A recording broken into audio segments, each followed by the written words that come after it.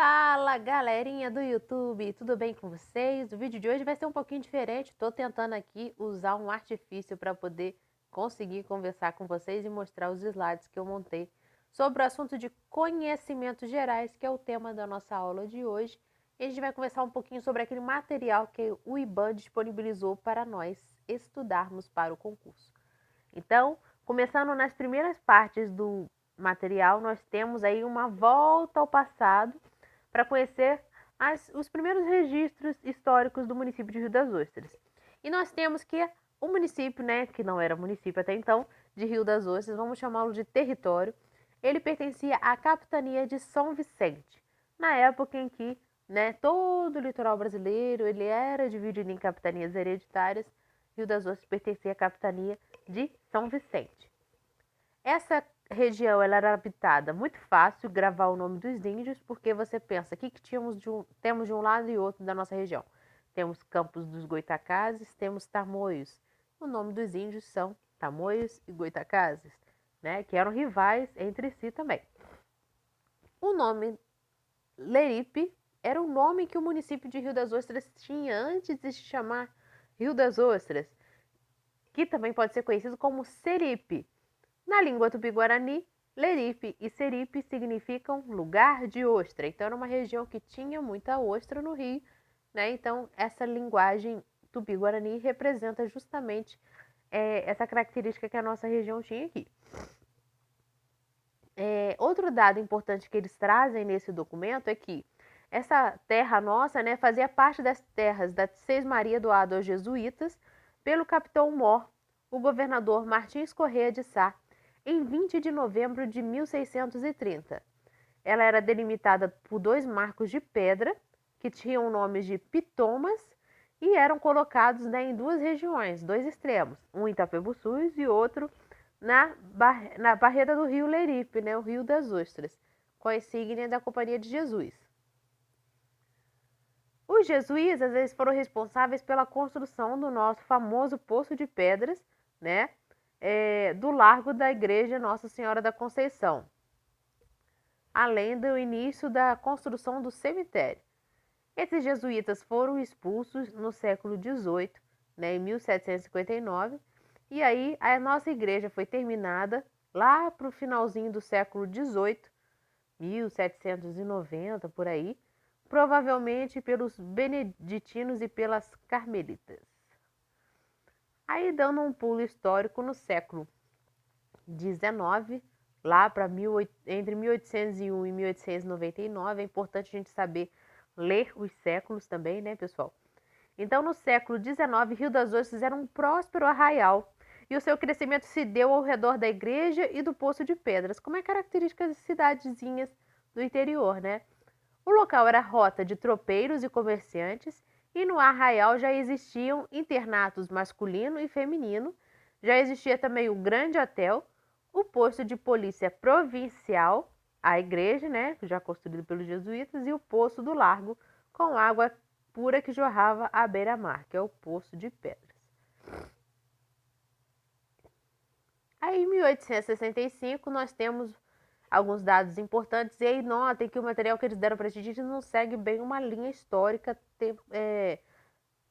contínua, né? Tem vários marcos que trazem registro dessa história nossa. Então, nós temos em 1865 o registro da farmácia do Dr. Abreu, que era uma farmácia popular e que prestava um serviço muito grande para a sociedade, porque justamente era como se fosse o consultório médico das famílias daquela época, né? Então, era muito tradicional ir à farmácia do Dr. Abreu para conseguir justamente o tratamento necessário para as doenças. E temos também o registro do embarque dos homens da cidade para a Guerra do Paraguai. Aí, em julho de 1868, a gente tem a passagem da Princesa Isabel e do Conde D em frente à bonita praia de Rio das Ostras, voltando de uma viagem imperial a Quissamã, né, nas terras de produção de açúcar, cana-de-açúcar que tínhamos aqui na nossa região. Já em 1869, tudo bem pertinho um do outro, nós temos a linha telegráfica inaugurada, né, entre Macaé e Rio de Janeiro, passando por Rio das Ostras e Barra de São João. Famoso telégrafo. Aí nós temos em 1872 a criação de 3 escolas públicas de instrução primária, 2 na sede do Arraial e uma em Itapebuçus, ou seja, mais afastadinha. A escola masculina do Arraial foi regida por cerca de 20 anos pelo senhor Inácio Giraldo Matias Neto. É uma pessoa muito importante aqui na nossa região e que dá o nome até de uma escola que fica em Macaé. Teve uma representatividade muito grande no cenário da educação nesse período. E uma escola feminina que era comandada pela esposa dele, a senhora Helena Leopoldina Xavier Neto. Entre 82 e 83, nós temos a presença de um aluno ilustre, o futuro presidente brasileiro, o Washington Luiz Pereira de Souza, conhecido como Washington Luiz, né? Em preparação para o seu ingresso ao Colégio Pedro II. Então, ele esteve, né, estudando aqui na nossa região. E um marco importante também era que o pai do Washington Luiz, ele era proprietário da famosa Fazenda União, que hoje dá nome a uma unidade de conservação e é parte desse território, né, que é a Reserva Biológica União. Passando um pouquinho mais de tempo histórico, né, nós temos a Irmandade de Nossa Senhora da Conceição, responsável pela provisão da capela, né, de objetos de culto católico, a partir do que as liberações de verbas pelo governo provincial tornaram-se mais frequentes. Ou seja, a partir dessas verbas foi possível construir, né, a torre da capela e terminar de construir o cemitério que tinha começado lá atrás com os jesuítas, né? Então, essas datas importantes, 1885 e 1887. Chegando ao final do século XX, a gente vai ter a questão, né, de uma nova presença, né, de questão de veneração de santos, no caso Santo Antônio, incentivada pelas famílias Davi Pereira e Alves Moreira, que é essa informação que consta no texto, né? Já em 1896 foi criado um outro estabelecimento de ensino público para o sexo masculino, agora em Rocha Leão. Então a gente tinha o Itapebuçus, 2 na sede do Arraial e agora em Rocha Leão, que é uma área mais afastada. Aí essa Irmandade Nossa Senhora da Conceição, então, né, resumidamente, foram responsáveis pela Torre da Capela e do cemitério. A segurança do Arraial era feita pelo destacamento policial, que ficava em Barra de São João, ali próximo, né? Em 1888, no ano da abolição da escravatura, um mês antes, nós temos a inauguração da ligação ferroviária de Rio Bonito a Macaé, na região da atual BR-101, e 2 estações principais passando por Rio das Ostras, a estação da União, da Fazenda União, do Washington Luiz, né? E a estação Califórnia em Cantagal, que é a nossa área rural atual. Aí, ó, em 1891, então, essa segurança, né, recebe um apoio do 3º Distrito Policial de Barra de São João para reforçar a segurança dessa região todinha.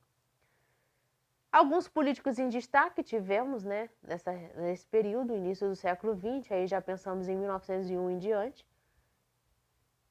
que é representando de uma certa forma a territorialidade de Rio das Ostras em Barra de São João, que era onde a gente tinha até então a sede do município de Casimiro de Abreu, né?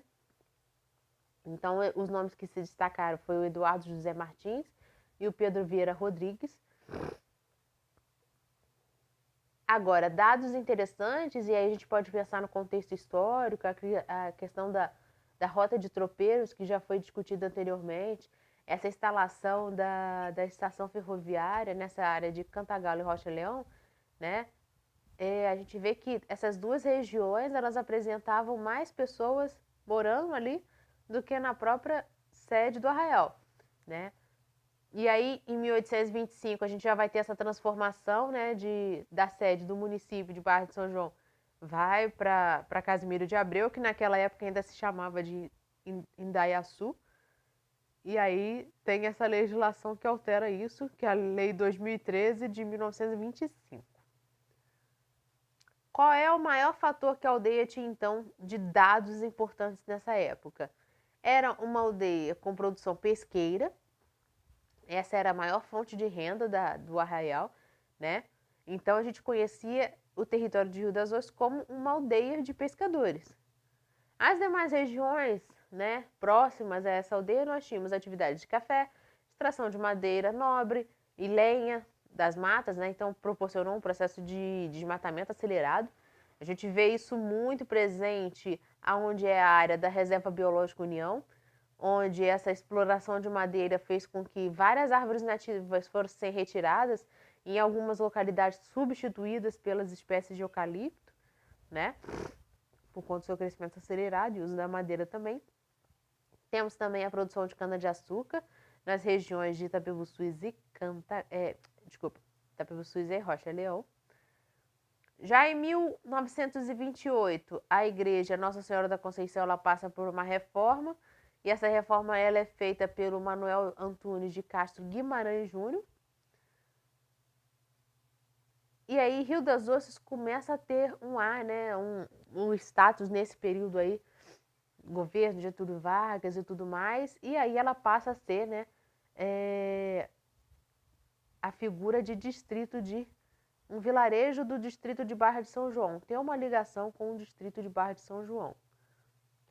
Em 1940, e é um dado muito importante aí para as nossas questões de concurso, é que Rio das Ostras, né, Rio das Ostras, a nossa região vai ganhar muito com a criação da rodovia Amaral Peixoto, que é a nossa RJ-106. Ela vai ser criada nos anos 40 e pavimentada nos anos 50.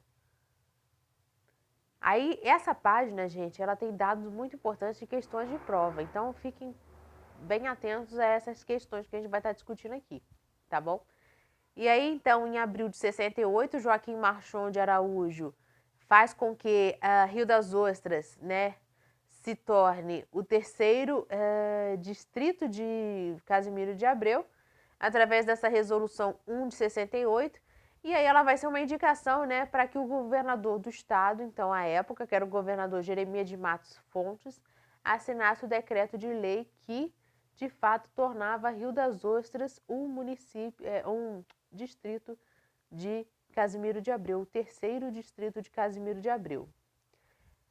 Continuando essa evolução histórica, principalmente do século XX, né, Rio das Ostras então passa a ser esse terceiro distrito, começa a se desenvolver, e na nossa região a gente tem um boom muito grande com a chegada de várias situações, uma intensificação das atividades de veraneio, novas pessoas começam a vir para cá, né? Você tem uma RJ 106 ali facilitando o deslocamento das pessoas, então as pessoas começam a vir frequentar essa região já pavimentada, né? Em 1950 já foi pavimentada, então nos anos 70 a gente vê uma movimentação de pessoas maior nessa região. E aí, consequentemente, né, por conta das atividades de veraneio, pessoas vinham para cá e acabavam ficando. E aí, nisso, a gente vai ver o número de construções sendo aumentado, loteamentos também, né, e uma comercialização mais evidente nessa nossa região.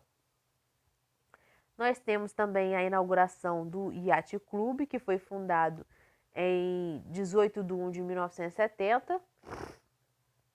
O nosso distrito, né, passa a ter como administrador regional o Oscar de Moraes Cordeiro, foi o nosso primeiro administrador regional, então é mais um dado importante.